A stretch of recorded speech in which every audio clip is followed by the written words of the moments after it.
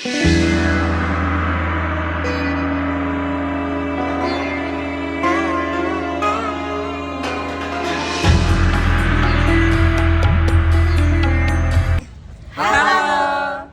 pagi Pak Guru dan teman-teman semua. Kami di sini akan memperkenalkan diri kami dan juga hal-hal yang akan kami sampaikan mengenai materi kami. Perkenalkan, nama saya Roland Pajana Sagala. Saya akan menjelaskan tentang materi perlawanan antara Aceh dan Portugis, VOC. Perkenalkan, nama saya Pasha Tiboro dan poin yang akan saya bahas yaitu perlawanan rakyat Maluku terhadap Spanyol. Perkenalkan, nama saya Tanto Wijaya. Saya akan menjelaskan lanjutan materi dari perlawanan rakyat Maluku terhadap Spanyol. Perkenalkan, nama saya Syafila Nur Aini. Saya akan menjelaskan perlawanan rakyat Minahasa terhadap Spanyol. Perkenalkan, nama saya Nur Abida Ardelia Irfan. Saya akan melanjutkan pembahasan tentang perlawanan rakyat Minahasa terhadap Spanyol. Perkenalkan, nama saya Nita Grasela Kanden. Saya akan menjelaskan tentang dampak positif dan negatif dari perlawanan Aceh melawan Portugis dan VOC, perlawanan Maluku melawan Spanyol, perlawanan Minahasa melawan Spanyol. Perlawanan Aceh terhadap Portugis dan VOC. Yang pertama adalah latar belakang. Setelah Malaka dapat dikuasai oleh Portugis pada tahun 1511, maka terjadilah persaingan dagang antara pedagang-pedagang Portugis dengan pedagang di Nusantara. Portugis ingin selalu menguasai perdagangan, maka terjadilah perlawanan-perlawanan terhadap Portugis. Sejak Portugis dapat menguasai Malaka, kerajaan Aceh merupakan saingan terberat dalam dunia perdagangan. Para pedagang Muslim segera mengalihkan kegiatan perdagangannya ke Aceh Darussalam. Keadaan ini tentu saja sangat merugikan Portugis secara ekonomis karena Aceh kemudian tumbuh menjadi kerajaan dagang yang sangat maju. Melihat kemajuan Aceh ini, Portugis selalu berusaha menghancurkannya, tetapi selalu menemui kegagalan. Perlawanannya di sini ada gambarannya. Setelah itu ada proses perlawanan Aceh terhadap Portugis dan VOC.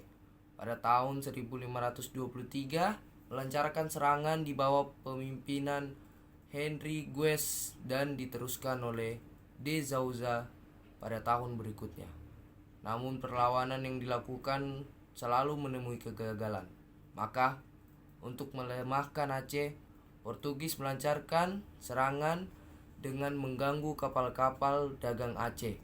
Selain mengganggu perdagangan rakyat Aceh, Portugis juga ingin merampas kedaulatan Aceh.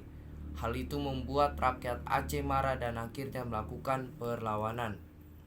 Usaha-usaha Aceh Darussalam untuk mempertahankan diri dari ancaman Portugis antara lain: Aceh berhasil menjalin hubungan baik dengan Turki, Persia, dan Gujarat di India. Aceh memperoleh bantuan berupa kapal, prajurit, dan makanan dari beberapa pedagang Muslim di Jawa. Kapal-kapal dagang Aceh dilengkapi dengan persenjataan yang cukup baik dan prajurit yang tangguh, meningkatkan kerjasama dengan kerajaan Demak dan Makassar.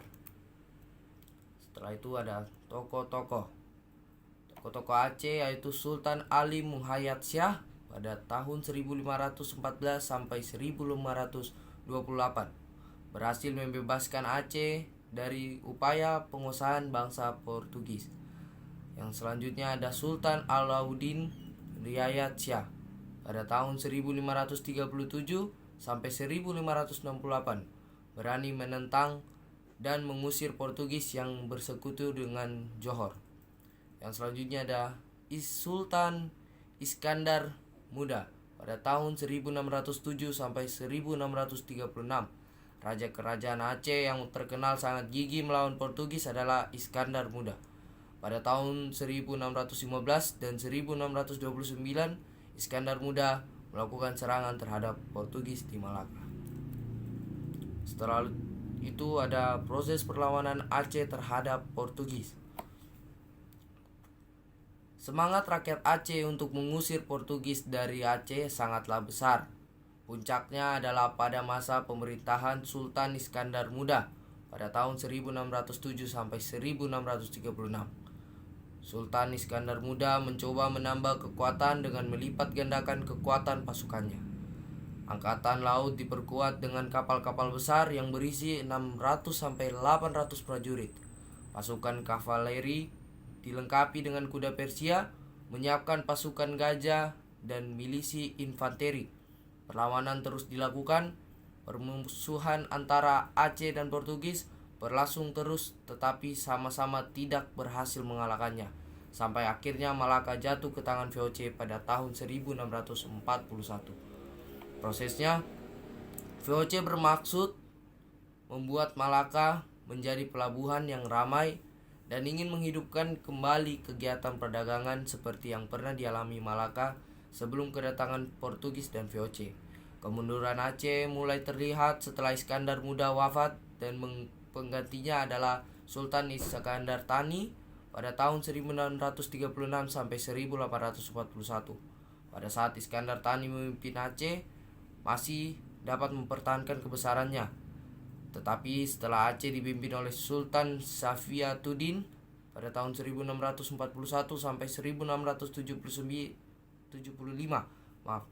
Aceh tidak dapat berbuat banyak mempertahankan kebesarannya. Perlawanan Aceh terhadap VOC.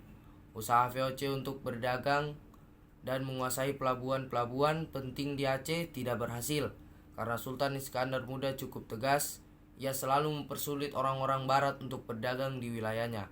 Ketika itu, Inggris dan Belanda minta izin untuk berdagang di wilayah Aceh. Sultan Iskandar Muda menegaskan bahwa ia hanya akan memberi izin kepada salah satu di antara keduanya dengan syarat izin diberikan kepada yang memberi keuntungan kepada kerajaan Aceh. Pada akhir pemerintahan Sultan Iskandar Muda, Aceh mulai surut. Hal itu akibat kekalahan perlawanan Aceh terhadap Portugis di Malaka. Oleh karena itu, Aceh membutuhkan banyak biaya untuk membangun armadanya kembali. Maka dengan sangat terpaksa Aceh memberi izin kepada VOC untuk berdagang di wilayahnya. Dalam pelaksanaannya, VOC tetap mengalami kesulitan. Pada tahun 1641, VOC merebut Malaka dari tangan Portugis. Sejak itu, VOC berperan penting di Selat Malaka. Akibatnya peranan Aceh di selat tersebut semakin berkurang. Perkenalkan, nama saya Nita Grace Lakanden. Di sini saya akan menjelaskan tentang dampak positif dan negatif. Yang pertama, perlawanan Aceh terhadap Portugis dan VOC. Yang satu, timbulnya rasa persatuan dan kesatuan dari masyarakat Aceh. Yang kedua, masyarakat Aceh dapat mempelajari taktik perang licik Belanda. Dampak negatif dari perlawanan Aceh terhadap Portugis dan VOC. Yang pertama, Sultan Aceh mengakui kedaulatan Belanda atas daerahnya.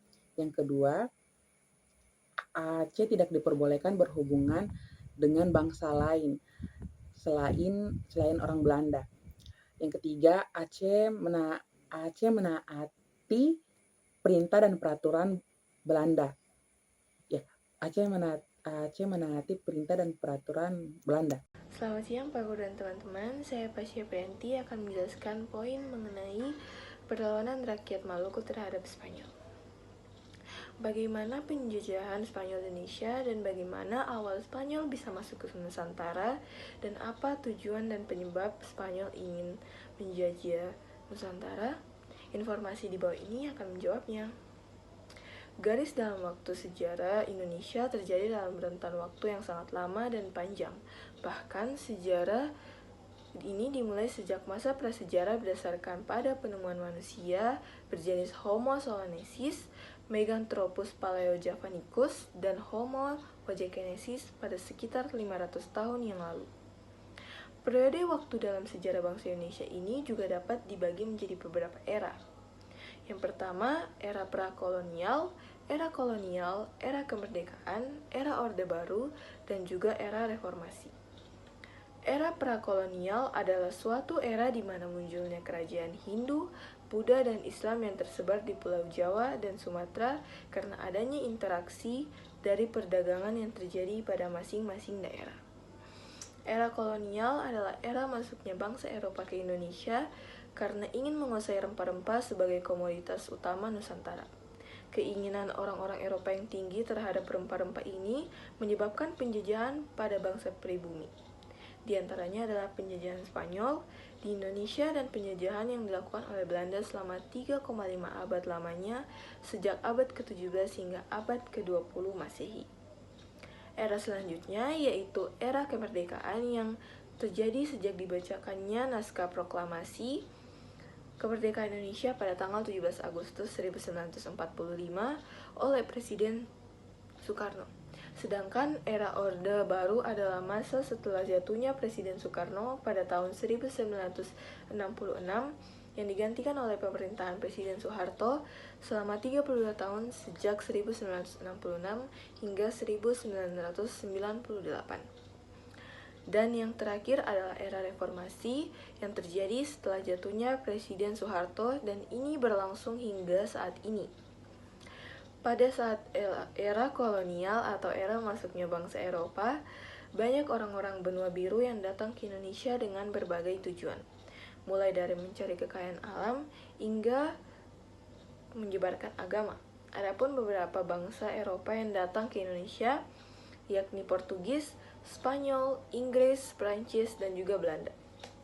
Penjajahan Spanyol di Indonesia ini dimulai sejak kapal dagang Spanyol yang berhasil berlabuh di Maluku pada 8 November 1521 silam.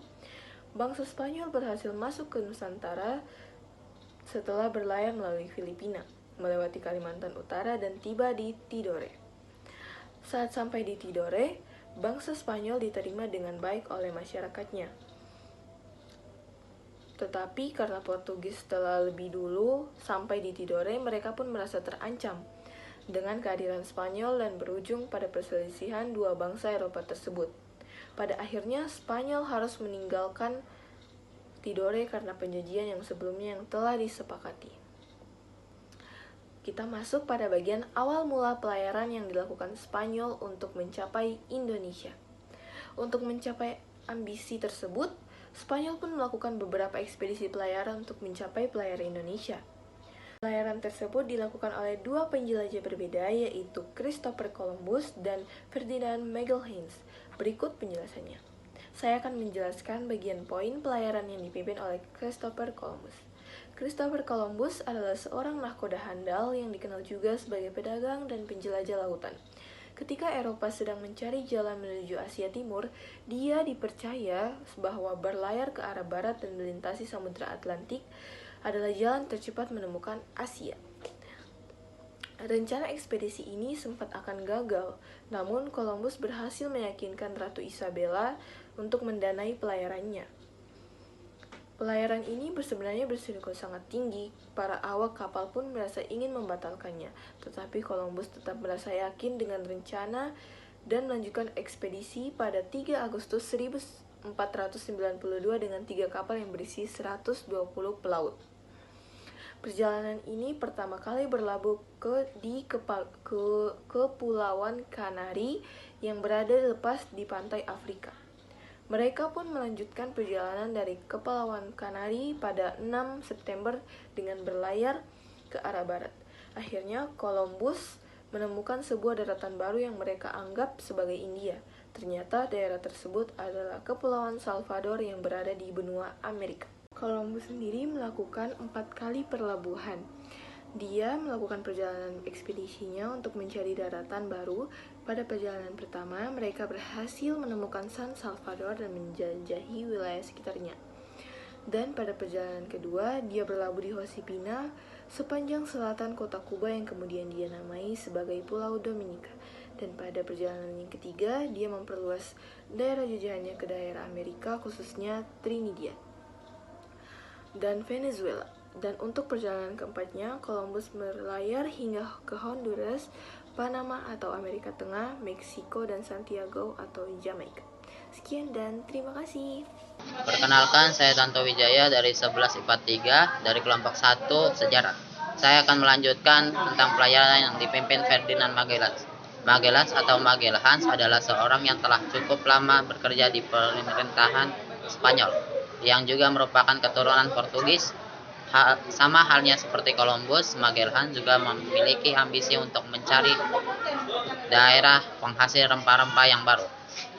Pada akhirnya Magellan pun berangkat dari Spanyol untuk melakukan ekspedisi pada tanggal 10 Agustus 1519. Dia pergi bersama 165 awak kapal yang terbagi dalam 5 kapal berbeda. Dalam ekspedisinya ini, Magellan dibantu oleh Kapten Juan Sebastian Elcano. Sebagai kapten dari kapal yang ditumpanginya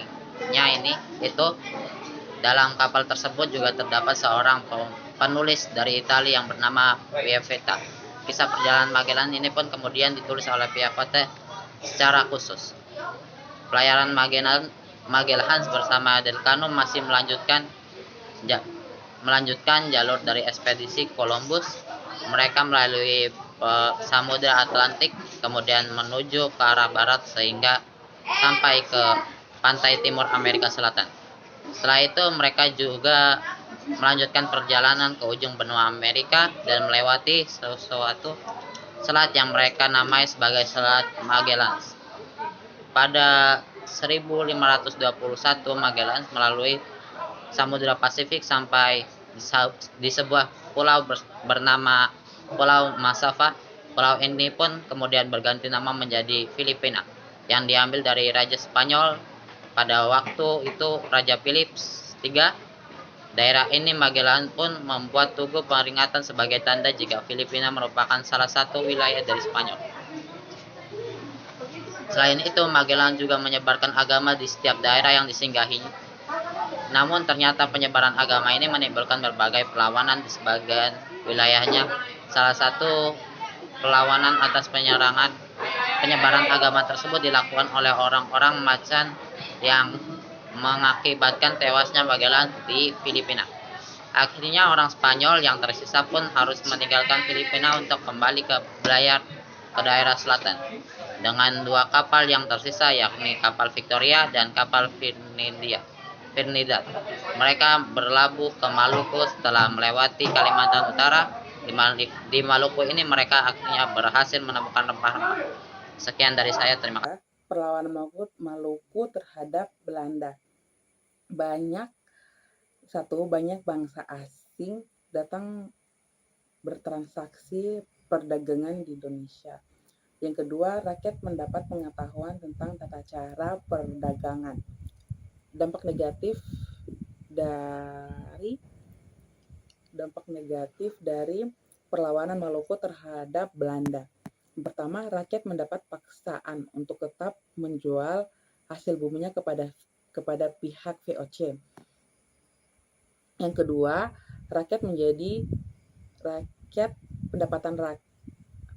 pendapatan rakyat menjadi menurun sebab harganya ditentukan oleh pihak VOC. Yang ketiga, banyak rakyat yang mengalami penderitaan fisik sebab bekerja terlalu keras. Yang keempat, penanaman terbatas sebab jumlah tanaman rempah yang ditanam pun ditentukan oleh Belanda. Perkenalkan, nama saya Syafranul Aini. Saya akan menjelaskan perlawanan rakyat Minahasa terhadap Spanyol terjadi sejak 1644 hingga 1654. Peran ini ditenggarai disebabkan oleh ketidaksukaan rakyat Minahasa terhadap usaha monopoli pedagang yang dilakukan Spanyol. Kemarahan rakyat Minahasa terhadap Spanyol kemudian memuncak pada 1644 sebab tentara Spanyol diketahui memasuki desa di Minahasa, kemudian memukul dan melukai salah satu pemimpin Minahasa yang ada di Timor. Pada akhirnya, rakyat Minahasa melakukan perlawanan. Upaya perlawanan rakyat Minahasa terhadap kolonialisme Spanyol adalah mengangkat senjata untuk melawan pasukan Spanyol dan bekerja sama dengan Belanda. Latar belakang: ketika Portugis melakukan para pekabar Injilnya mulai menetap di Minahasa pada 1563. Rakyat menyambut kedatangan mereka dengan sangat baik. Salah satu misi yang dibawa Portugis yaitu gospel, menyebar ajaran agama Katolik, berhasil menarik beberapa rakyat Minahasa menganut agama yang mereka bawa. Namun, setelah kemunculan Spanyol pada 1521 di Nusantara, terjadi persaingan dan perebutan pengaruh antara kedua bangsa Eropa itu. Persaingan antara Portugis dan Spanyol berlangsung lebih dari 30 tahun sebelum berakhirnya pada 1580. Bersama dengan itu, Belanda masuk ke Nusantara dan mengusir Spanyol pada 1513.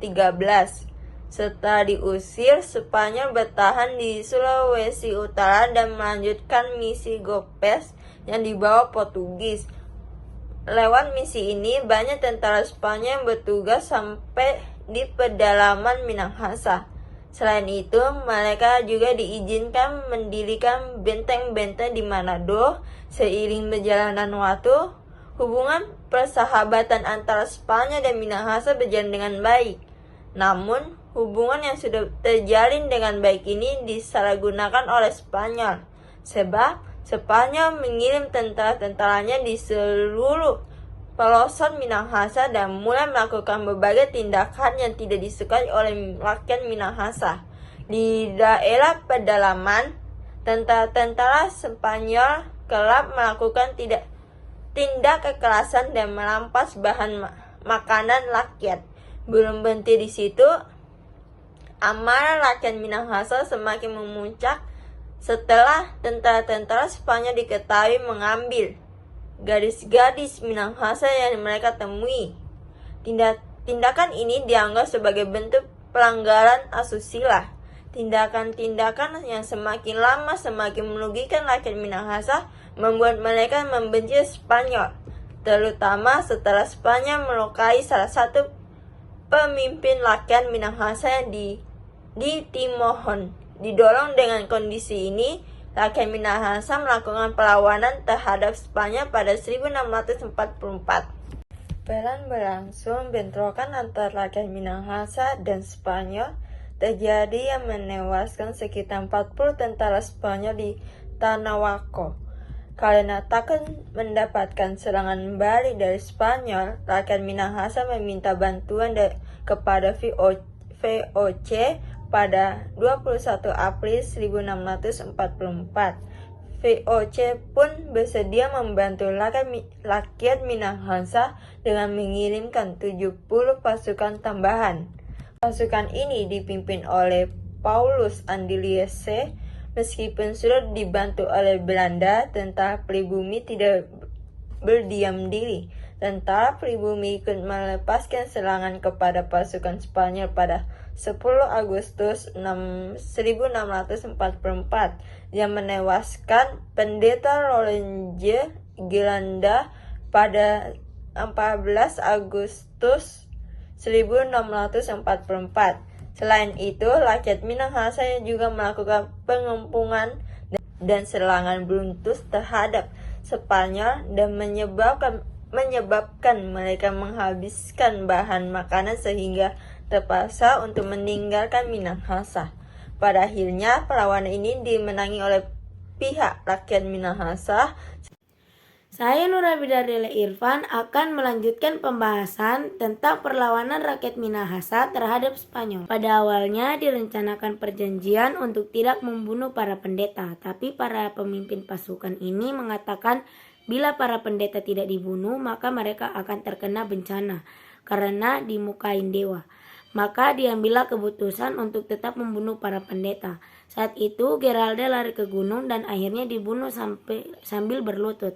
Geralda meninggal pada tanggal 14 Agustus 1644 dan dikuburkan di kali. Setelah dibunuh, kepala Lorenzo juga dipenggal dan diletakkan di tiang batu yang mungkin juga telah direbus dan dimakan sebagai bagian upacara tarian Rumages. Pendeta Juan Iranzo selamat karena diselamatkan oleh Ukung Lumi dengan menyembunyikan dirinya di rumahnya selama semalam dan memindahkannya saat subuh ke Lota Pinelang. Dia bersembunyi dari bulan Agustus 1644 sampai April 1645 di biaranya.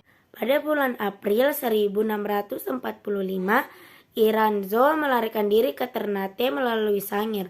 Seluruh cerita tentang pengalaman tentang serangan ini diceritakan oleh Iranzo dari Filipina pada tanggal 4 Agustus 1645. Menurut Hendrikus Benedictus Palar, pertempuran ini berakhir hingga sekitar 1646 sampai dengan 1647. Meskipun menurut Mike Souten, Spanyol berhasil dipukul mundur keluar dari Minahasa pada tahun 1645. Spanyol akhirnya mundur ke Pulau Siau. Tokoh perlawanan terhadap Spanyol di Minahasa adalah Walak Tonsea. Walak Tonsea berhasil memenangkan peperangan ini dengan dipimpin oleh beberapa teturusan seperti Rumumpa Porong, Wenas, Dumanau, Lengkong, dan Wahani sebagai pemimpin perang dan memukul mundur pasukan musuh tersebut keluar dari pantai Kaborukan. Sejak Spanyol pergi, rakyat Minahasa telah terbebas dari praktik kolonialisme Spanyol. Yang ketiga, perlawanan Minahasa terhadap Spanyol. Perlawanan Minahasa terhadap Spanyol itu yang pertama, dampak positifnya itu membuat benteng. Yang kedua, strategi dan taktik perang. Yang ketiga, rumah. Yang keempat, pandai besi. Yang kelima, pertanian. Baik teman-teman dan Pak Guru, sekian hasil presentasi dari kelompok 1. Jika ada kata-kata yang kurang dimengerti, mohon dimaafkan. Sekian dan terima kasih.